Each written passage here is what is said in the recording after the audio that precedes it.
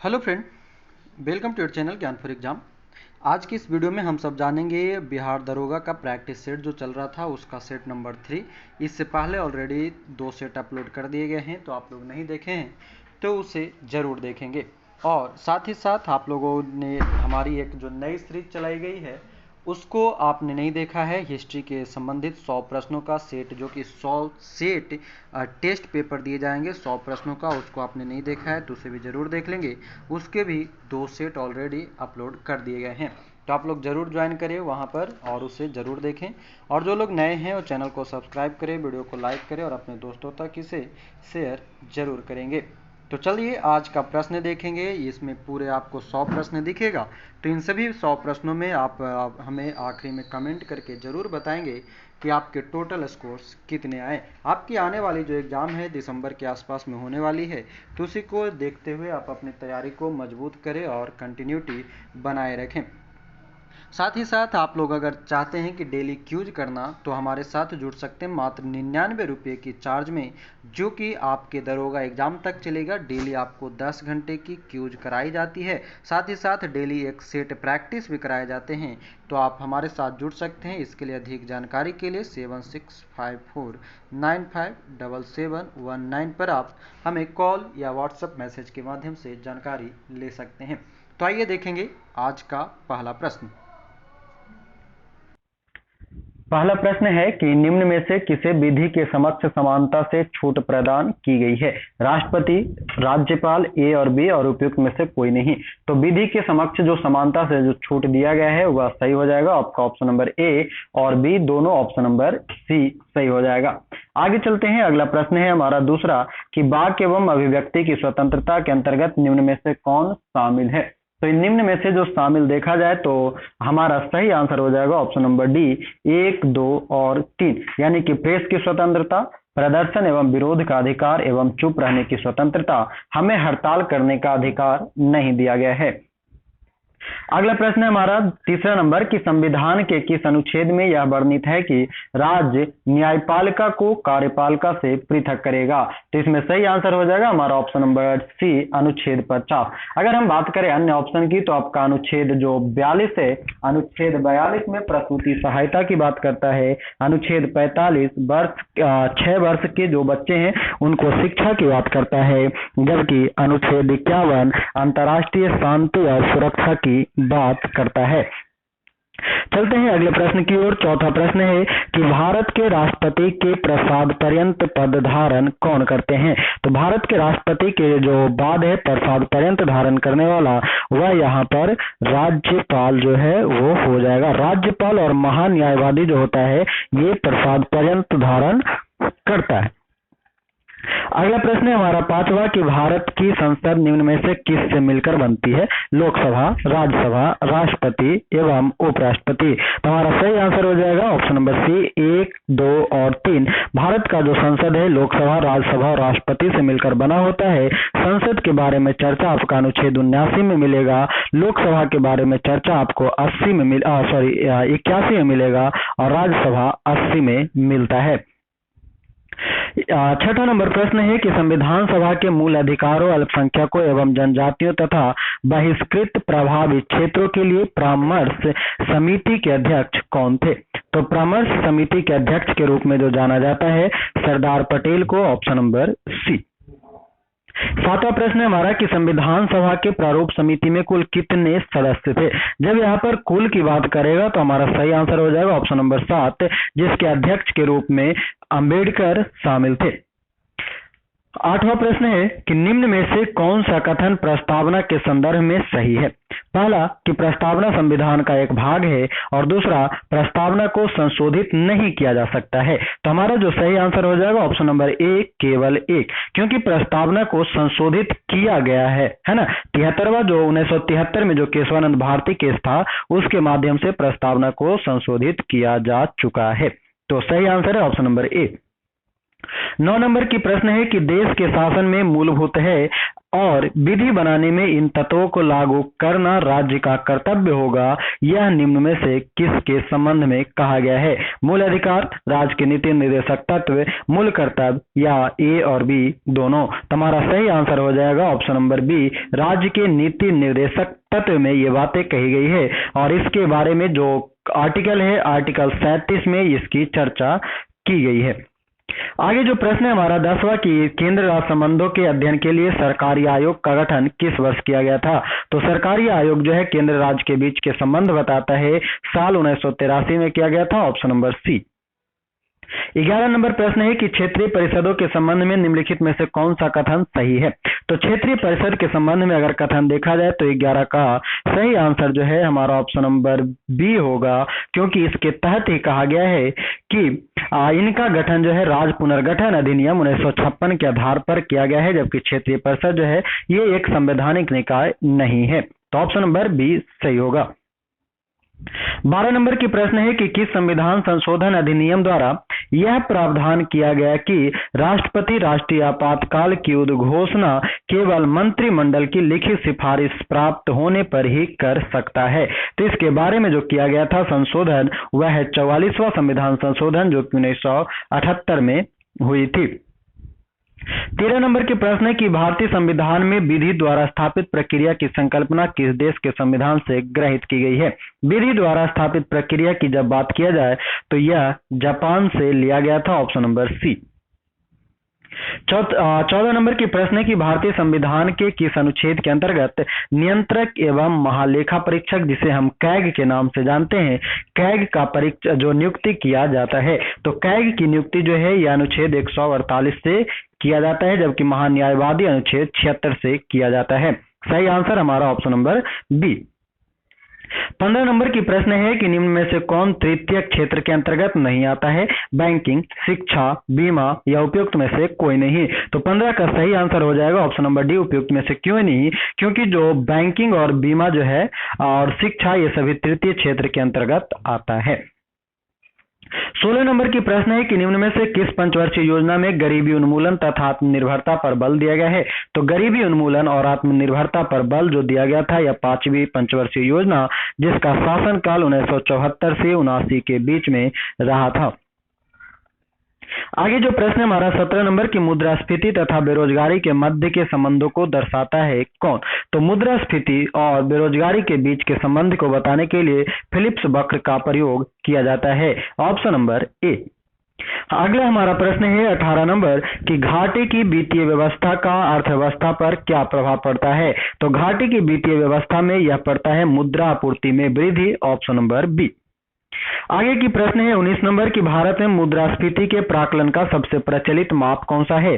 तो इसके लिए प्रचलित माप जो होता है उपभोक्ता मूल्य सूचकांक CPI के नाम से जिसे जाना जाता है, कंज्यूमर प्राइस इंडेक्स के नाम से जाना जाता है। 20 नंबर की प्रश्न है कि निर्धनता का दुष्चक्र की अवधारणा निम्न में से किसके द्वारा दी गई थी? तो निर्धनता का दुष्चक्र जो दिया गया था यह रेगनर नक्स के द्वारा, ऑप्शन नंबर बी। अगला प्रश्न हमारा 21 नंबर की प्रथम पंचवर्षीय योजना किस मॉडल पर आधारित थी? तो प्रथम पंचवर्षीय योजना हेरोल्ड डोमर मॉडल पर आधारित थी, ऑप्शन नंबर बी, जो कि 1951 से 56 के बीच में चला था। 22 नंबर की प्रश्न है कि निम्न में से कौन व्यापक मुद्रा कहलाती है? M3, M2, M4 या M0? तो जो व्यापक मुद्रा के रूप में जाना जाता है वह होता है M3, जबकि M1 जो रहेगा वह सबसे संकीर्ण मुद्रा के नाम से जाना जाता है। अगला प्रश्न है हमारा 23वां कि निम्न में से कौन मौद्रिक नीति का गुणात्मक उपकरण नहीं है? साख राशनिंग, नैतिक दबाव, प्रत्यक्ष कार्यवाही या खुले बाजार की क्रिया? तो हमारा सही आंसर हो जाएगा खुले बाजार की क्रिया जो है यह गुणात्मक नहीं मात्रात्मक होता है। कैसी होती है? मात्रात्मक क्रिया होती है। चलते हैं अगले प्रश्न की ओर। 24 नंबर की प्रश्न कहता है कि आरबीआई का लेखा वर्ष है। तो आरबीआई के लेखा वर्ष के रूप में जो जाना जाता है वह 1 जुलाई से 30 जून के बीच होता है, जबकि हमारा वित्त वर्ष 1 अप्रैल से 31 मार्च के बीच में होता है। तो यहाँ पर बात की गई है आरबीआई का, तो 1 जुलाई से 30 जून होगा। 25वां प्रश्न, यदि प्राथमिक घाटे में ब्याज भुगतान को सम्मिलित कर लिया जाए तो यह निम्न के बराबर होगा। तो यह जो बराबर होता है हमारा सही आंसर हो जाएगा राजकोषीय घाटा का, ऑप्शन नंबर ए। यानी कि जो प्राथमिक घाटा में ब्याज भुगतान को जब भी शामिल कर देखा जाता है तो राजकोषीय घाटा प्राप्त होती है। 26 नंबर की प्रश्न है कि निम्न में से भारत में किस समूह की चट्टानें धात्विक खनिजों का प्रमुख स्रोत है। तो धात्विक खनिज के लिए जो जाना जाता है वह धारवाड़ समूह जाना जाता है, ऑप्शन नंबर ए। अगला प्रश्न हमारा 27वां है, निम्नलिखित में से कौन सुमेलित नहीं है। कुद्रेमुख लॉयस्क के लिए, कोलार सोना के लिए, कोडरमा चांदी के लिए और जावर सीसा दस्ता। तो यहाँ पर जो कोडरमा है ऑप्शन नंबर सी, कोडरमा चांदी के लिए नहीं अब्रक के लिए जाना जाता है, ऑप्शन नंबर सी हो जाएगा। 28वां प्रश्न कि निम्न में से कौन पेट्रोलियम का सबसे बड़ा उत्पादक राज्य है। तो पेट्रोलियम का सबसे बड़ा उत्पादक राज्य के रूप में वर्तमान समय में राजस्थान, ऑप्शन नंबर ए। अगला प्रश्न है हमारा 29वां कि असम राज्य की राजधानी कहाँ है। तो असम की राजधानी जो माना जाता है वह होती है निम्न में से कोई नहीं, यानी कि दिसपुर, ऑप्शन नंबर डी आपका सही हो जाएगा। 30वां प्रश्न कि निम्नलिखित में से कौन सी जलधारा प्रशांत महासागर की ठंडी जलधारा है। तो यहाँ पर सही आंसर हो जाएगा हम्बोल्ट जलधारा जो है प्रशांत महासागर की ठंडी जलधारा के रूप में जाना जाता है। 31वां प्रश्न कि निम्न में से कौन सा देश स्थलबद्ध है। जर्मनी, फ्रांस, स्विट्जरलैंड और इटली। तो स्थलबद्ध देश यानी कि जो इसके चारों ओर पानी नहीं है तो वह है स्विट्जरलैंड। अगला प्रश्न हमारा 32 नंबर कहता है कि निम्न में से कौन सी नदी हिमालय की पूर्ववर्ती नदी नहीं है। सिंधु, ब्रह्मपुत्र और सतलज। तो इसमें से जो पूर्ववर्ती नहीं है वह सही आंसर हो जाएगा उपयुक्त में से कोई नहीं, ऑप्शन नंबर डी। ये सभी जो नदियां हैं या हिमालय के पहले की नदी है। 33वां प्रश्न है हमारा कि अंतर्राष्ट्रीय तिथि रेखा किस महासागर से होकर गुजरती है। तो अंतर्राष्ट्रीय तिथि रेखा जो है यह हमारा गुजरेगा प्रशांत महासागर से, ऑप्शन नंबर सी। आगे की जो प्रश्न है 34 नंबर कि कर्क रेखा निम्न में से किस देश से होकर नहीं गुजरती है। बहामास, लीबिया, ब्राजील और यूएई। तो ब्राजील से होकर के कर्क रेखा नहीं गुजरता है, ऑप्शन नंबर सी। 35वां प्रश्न, इनमें से कौन सी नदी अरब सागर में नहीं गिरती है। तो अरब सागर में नहीं गिरने वाली नदियों को देखा जाए तो गंगा बैली, पेरियार, साबरमती और गोदावरी। इनमें जो गोदावरी है यह अरब सागर में नहीं बंगाल की खाड़ी में गिरता है और यह दक्षिण भारत की गंगा के नाम से सबसे बड़ी नदियों के रूप में भी जाना जाता है, प्रायद्वीपीय नदियों के रूप में। तो सही आंसर है ऑप्शन नंबर डी। अगला प्रश्न हमारा 36वां कि भारत का सबसे छोटा जिला कौन सा है। तो भारत का सबसे छोटा जिला के रूप में माही जिला को जाना जाता है। माही जिला जो कि पांडिचेरी केंद्र शासित प्रदेश में स्थित है। अगला प्रश्न है हमारा 37 नंबर का कि निम्न में से कौन सा राज्य 3 देशों के साथ सीमा रेखा नहीं बनाता है। नहीं बनाता है की बात कर रहा है कौन कौन से, अरुणाचल प्रदेश, सिक्किम, पश्चिम बंगाल और मिजोरम। तो इसमें सही आंसर हो जाएगा हमारा मिजोरम जो कि 3 देशों से सीमा नहीं बनाता है। अगला प्रश्न है 38वां कि प्रति चक्रवात की विशेषता क्या होती है। तो प्रति चक्रवात की विशेषता जो है वह होती है स्वच्छ आसमान, ऑप्शन नंबर डी। 39 नंबर प्रश्न है लाइकेन सबसे अच्छे सूचक हैं। लाइकेन सबसे अच्छे सूचक किसका होते हैं। तो सही आंसर है वायु प्रदूषण के, ऑप्शन नंबर ए। 40वां प्रश्न है कि पलासी का युद्ध कब हुआ था। तो पलासी का युद्ध 23 जून 1757 को हुआ था, जिसमें सिराजुद्दौला और रॉबर्ट क्लाइव के बीच में लड़ी गई थी। 41वां प्रश्न है कि सहायक संधि करने वाला प्रथम भारतीय राज्य कौन सा था। तो सहायक संधि करने वाला प्रथम भारतीय राज्य के रूप में हैदराबाद, ऑप्शन नंबर सी। 42वां प्रश्न भारत में नागरिक सेवा का जनक किसे माना जाता है। तो नागरिक सेवा के जनक के रूप में लॉर्ड कॉर्नवालिस को जाना जाता है, ऑप्शन नंबर डी। 43 नंबर प्रश्न कहता है कि महालवाड़ी भू राजस्व व्यवस्था किसके द्वारा लागू की गई थी। तो यह जो है हॉल्ट मैकेंजी के द्वारा लागू किया गया था 1819 के आसपास में। 44वां प्रश्न है किताबुल हिंद की रचना किसने की थी। तो किताबुल हिंद की रचना अल-बरूनी ने किया था, जो कि मोहम्मद गौरी के साथ भारत आया था, मोहम्मद गजनवी के साथ भारत आया था। 45वां प्रश्न है कि निम्नलिखित में से कौन सिकंदर का समकालीन था। तो सिकंदर के समकालीन के रूप में देखा जाए तो घनानंद था, जो कि नंदवंश का अंतिम राजा भी था। 46वां प्रश्न कि अष्टदिग्गज किसके दरबार में रहते थे। तो अष्टदिग्गज जो है कृष्णदेव राय के समय में रहता था, जबकि शिवाजी के दरबार में अष्ट प्रधान हुआ करते थे। तो सही आंसर है ऑप्शन नंबर बी। 47वां प्रश्न, पहली बार किसी के सती होने का प्रमाण हमें कहां से प्राप्त होता है? तो सती होने का प्रमाण जो है भानुगुप्त के एरन अभिलेख से प्राप्त होती है। आगे की प्रश्न है 48वां कि किस युद्ध के पश्चात बाबर ने गाजी की उपाधि धारण की थी? तो गाजी की उपाधि खानवा के युद्ध के समय लड़ा गया था, यानी कि धारण किया था 1527 ईस्वी में ये हुआ था। 49वां प्रश्न, भारतीय विश्वविद्यालय अधिनियम किस गवर्नर जनरल के काल में पारित हुआ? अधिनियम की बात करेगा तो भारतीय विश्वविद्यालय अधिनियम जो है लॉर्ड कर्जन के समय में, और यह लाया गया था 1904 में। Option number B. 50वां प्रश्न, किस बौद्ध संगीति के दौरान अभिधम्म पिटक की रचना की गई थी? अभिधम्म पिटक जो कि बौद्ध धर्म के 3 पिटकों में से एक माना जाता है, जो कि तीसरे बौद्ध संगीति के समय किया गया था, और ये जो है अभिधम्म पिटक में बौद्धों के दर्शन के बारे में जानकारी मिलता है।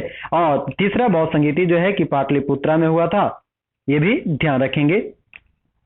आगे 51वां प्रश्न है, निम्नलिखित घटनाओं का सही कालक्रम में लगाएं। तो यहाँ पर सही कालक्रम में आप ऑप्शन नंबर ए को मार लेंगे। अगर देखा जाए कैसे, तो 2 नंबर यानी कि अगस्त प्रस्ताव जो है 1940 में आता है। फिर उसके बाद जो है व्यक्तिगत सत्याग्रह या 1940 अक्टूबर के महीने में होती है, जबकि भारत छोड़ो आंदोलन अगस्त 1942 में होता है, और क्रिप्स मिशन मार्च 1942 में होता है। तो इस प्रकार से इसको आप कर लेंगे कालक्रम अनुसार, तो ऑप्शन नंबर ए सही हो जाएगा। 52 नंबर की प्रश्न है कि दिल्ली सल्तनत के किस शासक ने एकता प्रणाली की शुरुआत की थी? तो एकता प्रणाली की शुरुआत जो है इल्तुतमिश ने किया था। Option number D. 53 नंबर प्रश्न है कि निम्नलिखित में से कौन चतुराई पूर्ण निष्क्रियता की नीति के साथ जुड़ा हुआ है? तो चतुराई पूर्ण निष्क्रियता के साथ जो जुड़ा हुआ है वह है John Lawrence. Option number D. 54 number प्रश्न की निम्नलिखित में से किस गुरु ने अकाल तख्त की स्थापना की थी? तो अकाल तख्त की स्थापना जो किया गया था गुरु हरगोविंद के द्वारा किया गया था, जो कि 6ठे नंबर के गुरु थे। 55 नंबर प्रश्न है कि जलियांवाला बाग हत्याकांड के विरोध में वायसराय की कार्यकारिणी परिषद की सदस्यता से किसने इस्तीफा दे दिया था? तो इस्तीफा देने वाला व्यक्ति जो थे Sankaran Nair. Option number C. 56 नंबर प्रश्न है आगे कि प्रथम दिल्ली दरबार का आयोजन किस गवर्नर जनरल के काल में किया गया था? तो प्रथम दिल्ली दरबार का जो आयोजन है यह 1877 ईस्वी में लॉर्ड लीटन के समय में किया गया था, जबकि दूसरा जो दिल्ली दरबार लगा था ये लगा था 1930 में कर्जन के समय में, और तीसरा लगा था लॉर्ड हार्डिंग द्वितीय के समय में 1911 ईस्वी में। 57 नंबर प्रश्न है कि शक्ति का बीमीय सूत्र क्या है? तो शक्ति का बीमीय सूत्र होता है ml² t-3। ऑप्शन नंबर सी। 58वां प्रश्न, निम्नलिखित में से किस रंग के प्रकाश का पौधों द्वारा तीव्र अवशोषण होता है? तो पौधों द्वारा तीव्र अवशोषण नीला एवं लाल का होता है। Option number C. 59 gun metal किसका मिश्र धातु है? तो गन मेटल कॉपर, टीन और जिंक का मिश्रण होता है। ऑप्शन नंबर ए मारेंगे। 60 नंबर है कि चश्मे के लेंस किस कांच के बनाए होते हैं? तो चश्मा का लेंस क्रोक्स कांच का बना होता है। Option number C. अगला प्रश्न है 61 नंबर की नेत्रदान में कौन सा भाग दान किया जाता है? तो सही आंसर हो जाएगा कॉर्निया। ऑप्शन नंबर सी। आगे की जो प्रश्न है 62 की निम्न में से कौन सही नहीं है? यहाँ पर देखिए तो तापमान के बढ़ने पर वायु में ध्वनि का वेग बढ़ता है। वायु में ध्वनि का वेग दाब पर निर्भर नहीं करता है। उसके साथ साथ कहता है कि आर्द्रता के बढ़ने से वायु में ध्वनि का वेग कम हो जाता है, ये गलत है। और चौथा कहता है आयाम तथा आवृत्ति के परिवर्तन में वायु में ध्वनि का वेग प्रभावित नहीं होता है। तो हमारा सही आंसर हो जाएगा 62 का ऑप्शन नंबर सी, वेग कमता नहीं बढ़ जाता है। 63 है कि प्रत्यावर्ती धारा को दिष्ट धारा में परिवर्तित करने युक्ति को क्या कहते हैं? तो इसे कहा जाता है रेक्टिफायर, यानी कि एसी को डीसी में बदलने के लिए। हमारा 64वां प्रश्न है कि जब बर्फ पिघलती है तब, जब बर्फ पिघलेगा तो उसका आयतन घट जाता है। 65 नंबर की प्रश्न है कि सिल्वेनाइट निम्न में से किसका अयस्क है? तो सिल्वेनाइट जो है यह सोना का अयस्क है। Option number A. 66 कहता है सुमेलित कीजिए।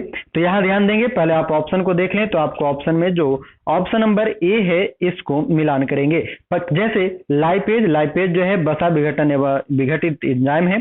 ट्रिप्सिन जो कि प्रोटीन को पचाने का काम करता है। एमाइलेज कार्बोहाइड्रेट का पाचन करता है, और इरेप्सिन पॉलीपेप्टाइडों को अमीनो अम्ल में करता है।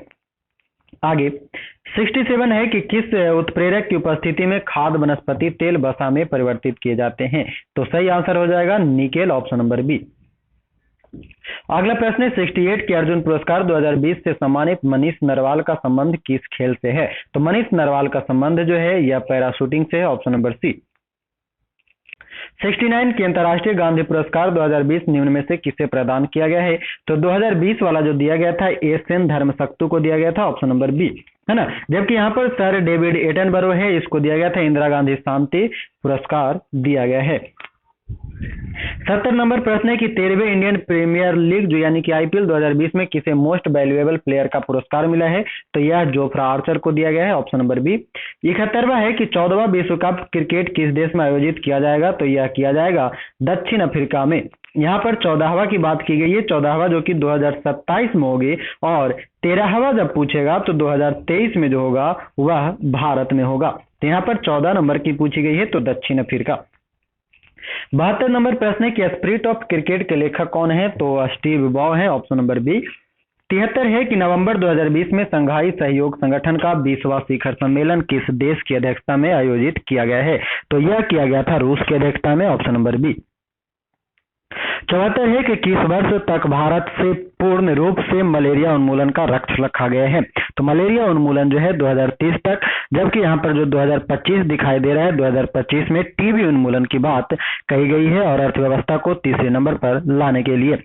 75 नंबर प्रश्न है कि अक्टूबर 2020 में निम्न में से कौन सा युद्ध सेवा मेडल पाने वाली भारत की पहली महिला बन गई है? तो यह हो जाएंगे युद्ध सेवा मेडल पाने वाले Minty Agarwal, option number B. 76 की प्रश्न है कि फ्रेंच ओपन 2020 के महिला एकल खिताब की उपविजेता कौन है? तो यह हो जाएगा option number D, Sofia Kenin.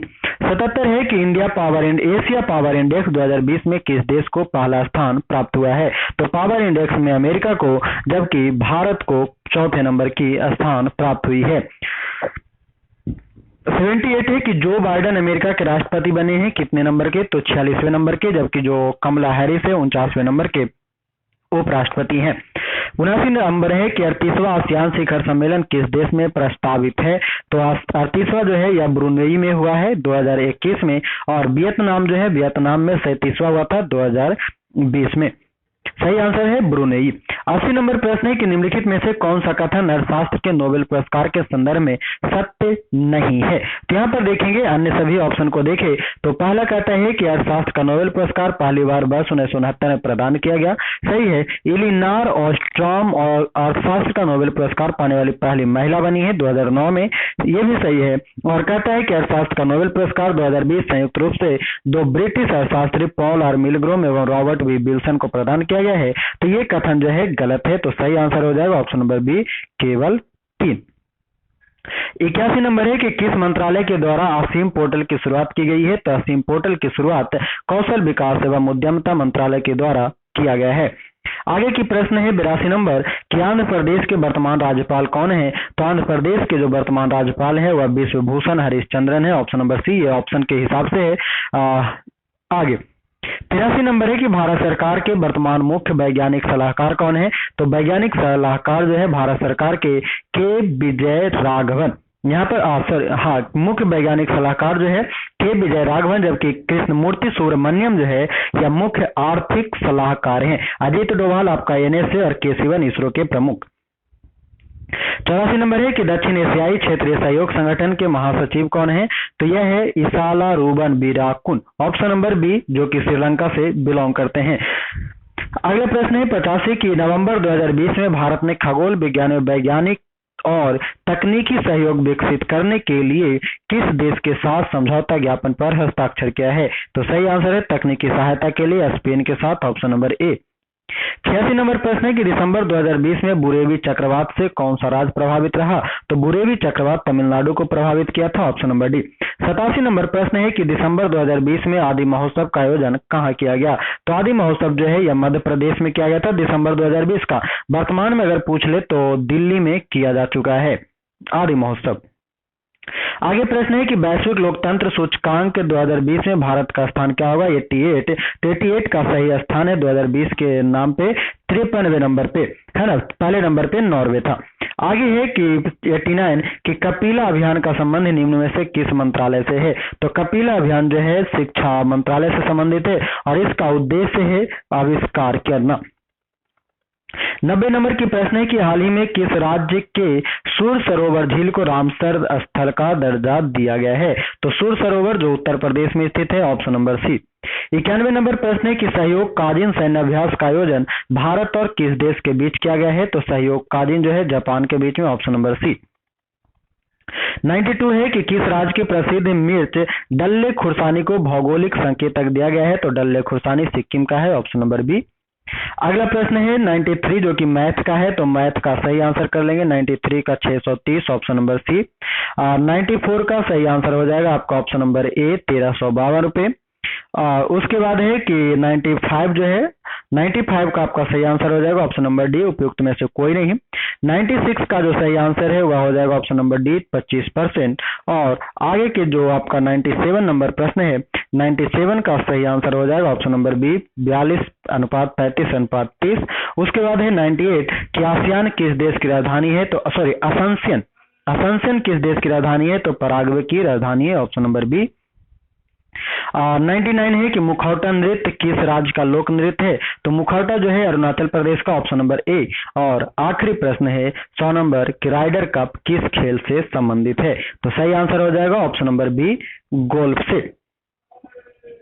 आशा करेंगे आपको ये सभी प्रश्न पसंद आए होंगे और आपके 100 में से उम्मीद है कि 70 प्लस तो आपके नंबर आए होंगे। आप कमेंट में जरूर हमें बताएंगे और साथ ही साथ वीडियो पसंद आने पर अपने दोस्तों के साथ शेयर, लाइक और कमेंट जरूर करेंगे। साथ ही नए हैं तो चैनल को सब्सक्राइब कर ले, वीडियो को और अन्य लोगों तक शेयर जरूर करें। साथ ही साथ जो लोग क्यूज ज्वाइन करना चाहते हैं मात्र 99 की बैच चल रही है 99 रुपये में 7654957719 पर आप संपर्क करके सारी जानकारी ले सकते हैं, जहां पर 10 घंटे आपको डेली क्यूज कराई जाती है। तो मिलेंगे अगले पार्ट में। आज के लिए आपका बहुत बहुत धन्यवाद। जय हिंद।